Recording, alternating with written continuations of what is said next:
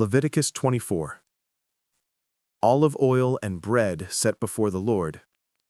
The Lord said to Moses, "Command the Israelites to bring you clear oil of pressed olives for the light, so that the lamps may be kept burning continually. Outside the curtain that shields the Ark of the Covenant law in the tent of meeting, Aaron is to tend the lamps before the Lord from evening till morning continually. This is to be a lasting ordinance for the generations to come. The lamps on the pure gold lampstand before the Lord must be tended continually. Take the finest flour and bake 12 loaves of bread, using 2/10 of an ephah for each loaf.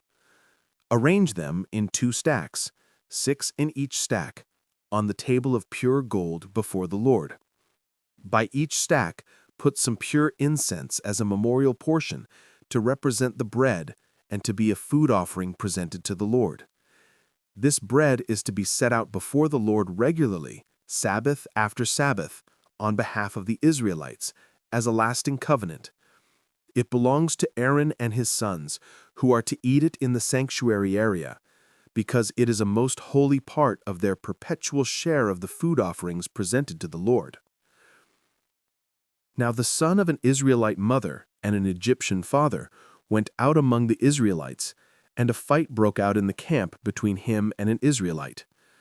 The son of the Israelite woman blasphemed the name with a curse, so they brought him to Moses. His mother's name was Shelomith, the daughter of Dibri, the Danite. They put him in custody until the will of the Lord should be made clear to them. Then the Lord said to Moses, "Take the blasphemer outside the camp. All those who heard him are to lay their hands on his head, and the entire assembly is to stone him. Say to the Israelites, 'Anyone who curses their God will be held responsible. Anyone who blasphemes the name of the Lord is to be put to death. The entire assembly must stone them. Whether foreigner or native born, when they blaspheme the name, they are to be put to death. Anyone who takes the life of a human being is to be put to death. Anyone who takes the life of someone's animal must make restitution, life for life. Anyone who injures their neighbor is to be injured in the same manner, fracture for fracture, eye for eye, tooth for tooth. The one who has inflicted the injury must suffer the same injury. Whoever kills an animal must make restitution, but whoever kills a human being is to be put to death. You are to have the same law for the foreigner and the native born. I am the Lord your God." Then Moses spoke to the Israelites, and they took the blasphemer outside the camp and stoned him. The Israelites did as the Lord commanded Moses. Leviticus 25. The Sabbath year. The Lord said to Moses at Mount Sinai, "Speak to the Israelites and say to them, 'When you enter the land I am going to give you, the land itself must observe a Sabbath to the Lord. For 6 years sow your fields, and for 6 years prune your vineyards and gather their crops. But in the 7th year, the land is to have a year of Sabbath rest, a Sabbath to the Lord. Do not sow your fields or prune your vineyards. Do not reap what grows of itself or harvest the grapes of your untended vines. The land is to have a year of rest. Whatever the land yields during the Sabbath year will be food for you, for yourself, your male and female servants, and the hired worker and temporary resident who live among you, as well as for your livestock and the wild animals in your land. Whatever the land produces may be eaten." The Year of Jubilee. Count off 7 Sabbath years, 7 times 7 years, so that the 7 Sabbath years amount to a period of 49 years. Then have the trumpet sounded everywhere on the 10th day of the 7th month. On the Day of Atonement sound the trumpet throughout your land. Consecrate the 50th year and proclaim liberty throughout the land to all its inhabitants. It shall be a jubilee for you. Each of you is to return to your family property and to your own clan. The 50th year shall be a jubilee for you. Do not sow and do not reap what grows of itself, or harvest the grapes of your untended vines. For it is a jubilee and is to be holy for you. Eat only what is taken directly from the fields. In this year of jubilee, everyone is to return to their own property. If you sell land to any of your own people or buy land from them, do not take advantage of each other. You are to buy from your own people on the basis of the number of years since the Jubilee, and they are to sell to you on the basis of the number of years left for harvesting crops. When the years are many, you are to increase the price. And when the years are few, you are to decrease the price, because what is really being sold to you is the number of crops. Do not take advantage of each other, but fear your God. I am the Lord your God. Follow my decrees and be careful to obey my laws, and you will live safely in the land. Then the land will yield its fruit, and you will eat your fill and live there in safety. You may ask, what will we eat in the 7th year if we do not plant or harvest our crops? I will send you such a blessing in the 6th year that the land will yield enough for 3 years. While you plant during the 8th year, you will eat from the old crop and will continue to eat from it until the harvest of the 9th year comes in. The land must not be sold permanently, because the land is mine, and you reside in my land as foreigners and strangers. Throughout the land that you hold as a possession, you must provide for the redemption of the land. If one of your fellow Israelites becomes poor and sells some of their property, their nearest relative is to come and redeem what they have sold. If, however, there is no one to redeem it for them, but later on they prosper and acquire sufficient means to redeem it themselves, they are to determine the value for the years since they sold it and refund the balance to the one to whom they sold it. Then they can go back to their own property. But if they do not acquire the means to repay, what was sold will remain in the possession of the buyer until the year of Jubilee. It will be returned in the Jubilee, and they can then go back to their property.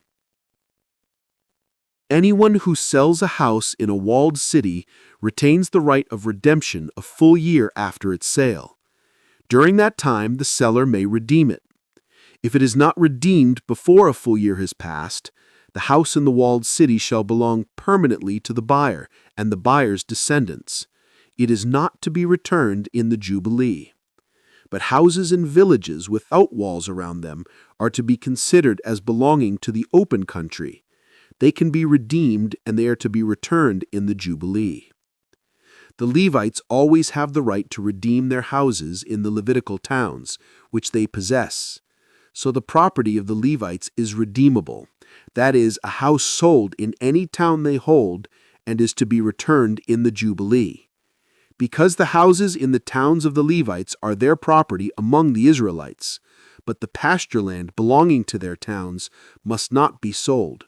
It is their permanent possession. If any of your fellow Israelites become poor and are unable to support themselves among you, help them as you would a foreigner and stranger so they can continue to live among you. Do not take interest or any profit from them, but fear your God so that they may continue to live among you. You must not lend them money at interest or sell them food at a profit.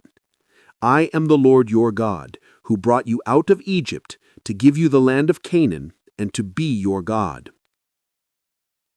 If any of your fellow Israelites become poor and sell themselves to you, do not make them work as slaves. They are to be treated as hired workers or temporary residents among you. They are to work for you until the year of Jubilee. Then they and their children are to be released, and they will go back to their own clans and to the property of their ancestors. Because the Israelites are my servants, whom I brought out of Egypt, they must not be sold as slaves.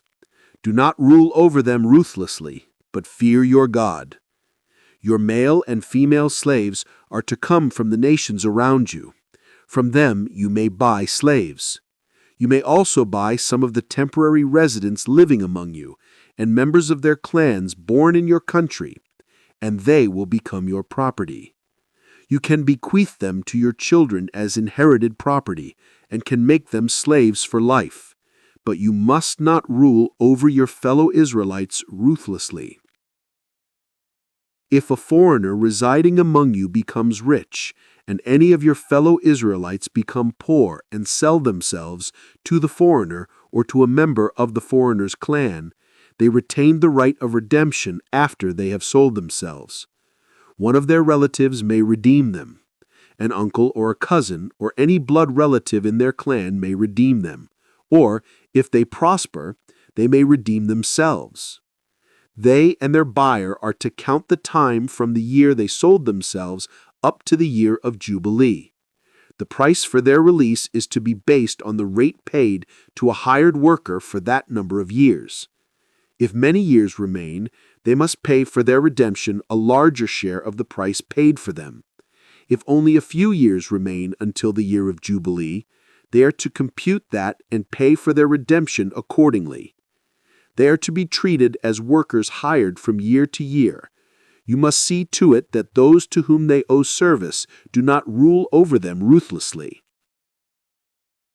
Even if someone is not redeemed in any of these ways, they and their children are to be released in the year of Jubilee. For the Israelites belong to me as servants. They are my servants whom I brought out of Egypt. I am the Lord your God. Leviticus 26. Reward for obedience. Do not make idols, or set up an image, or a sacred stone for yourselves. And do not place a carved stone in your land to bow down before it. I am the Lord your God. Observe my Sabbaths, and have reverence for my sanctuary. I am the Lord. If you follow my decrees and are careful to obey my commands, I will send you rain in its season, and the ground will yield its crops, and the trees their fruit. Your threshing will continue until grape harvest, and the grape harvest will continue until planting, and you will eat all the food you want and live in safety in your land. I will grant peace in the land, and you will lie down, and no one will make you afraid. I will remove wild beasts from the land, and the sword will not pass through your country. You will pursue your enemies, and they will fall by the sword before you. 5 of you will chase 100, and 100 of you will chase 10,000, and your enemies will fall by the sword before you. I will look on you with favor, and make you fruitful, and increase your numbers, and I will keep my covenant with you. You will still be eating last year's harvest when you will have to move it out to make room for the new. I will put my dwelling place among you, and I will not abhor you. I will walk among you and be your God, and you will be my people. I am the Lord your God, who brought you out of Egypt, so that you would no longer be slaves to the Egyptians. I broke the bars of your yoke and enabled you to walk with heads held high. Punishment for disobedience. But if you will not listen to me and carry out all these commands, and if you reject my decrees and abhor my laws, and fail to carry out all my commands, and so violate my covenant, then I will do this to you. I will bring on you sudden terror, wasting diseases and fever that will destroy your sight and sap your strength. You will plant seed in vain, because your enemies will eat it. I will set my face against you, so that you will be defeated by your enemies. Those who hate you will rule over you, and you will flee even when no one is pursuing you. If, after all this, you will not listen to me, I will punish you for your sins 7 times over. I will break down your stubborn pride and make the sky above you like iron and the ground beneath you like bronze. Your strength will be spent in vain, because your soil will not yield its crops, nor will the trees of your land yield their fruit. If you remain hostile toward me and refuse to listen to me, I will multiply your afflictions 7 times over, as your sins deserve. I will send wild animals against you, and they will rob you of your children, destroy your cattle, and make you so few in number that your roads will be deserted. If in spite of these things you do not accept my correction, but continue to be hostile toward me, I myself will be hostile toward you, and I will afflict you for your sins 7 times over. And I will bring the sword on you to avenge the breaking of the covenant. When you withdraw into your cities, I will send a plague among you, and you will be given into enemy hands. When I cut off your supply of bread, 10 women will be able to bake your bread in one oven, and they will dole out the bread by weight. You will eat, but you will not be satisfied. If in spite of this, you still do not listen to me, but continue to be hostile toward me, then in my anger I will be hostile toward you, and I myself will punish you for your sins 7 times over. You will eat the flesh of your sons and the flesh of your daughters. I will destroy your high places, cut down your incense altars, and pile your dead bodies on the lifeless forms of your idols, and I will abhor you. I will turn your cities into ruins and lay waste your sanctuaries. And I will not take delight in the pleasing aroma of your offerings. I myself will lay waste the land so that your enemies who live there will be appalled. I will scatter you among the nations and will draw out my sword and pursue you. Your land will be laid waste, and your cities will lie in ruins. Then the land will enjoy its Sabbath years all the time that it lies desolate, and you are in the country of your enemies. Then the land will rest and enjoy its Sabbaths. All the time that it lies desolate, the land will have the rest it did not have during the Sabbaths you lived in it. As for those of you who are left, I will make their hearts so fearful in the lands of their enemies that the sound of a wind-blown leaf will put them to flight. They will run as though fleeing from the sword, and they will fall, even though no one is pursuing them. They will stumble over one another as though fleeing from the sword, even though no one is pursuing them. So you will not be able to stand before your enemies. You will perish among the nations. The land of your enemies will devour you. Those of you who are left will waste away in the lands of their enemies because of their sins. Also, because of their ancestors' sins, they will waste away. But if they will confess their sins and the sins of their ancestors, their unfaithfulness and their hostility toward me, which made me hostile toward them so that I sent them into the land of their enemies, then when their uncircumcised hearts are humbled and they pay for their sin, I will remember my covenant with Jacob and my covenant with Isaac and my covenant with Abraham. And I will remember the land. For the land will be deserted by them and will enjoy its Sabbaths while it lies desolate without them. They will pay for their sins because they rejected my laws and abhorred my decrees. Yet in spite of this, when they are in the land of their enemies, I will not reject them nor abhor them as to destroy them completely, breaking my covenant with them. I am the Lord their God. But for their sake, I will remember the covenant with their ancestors, whom I brought out of Egypt in the sight of the nations to be their God. I am the Lord. These are the decrees, the laws, and the regulations that the Lord established at Mount Sinai between himself and the Israelites through Moses.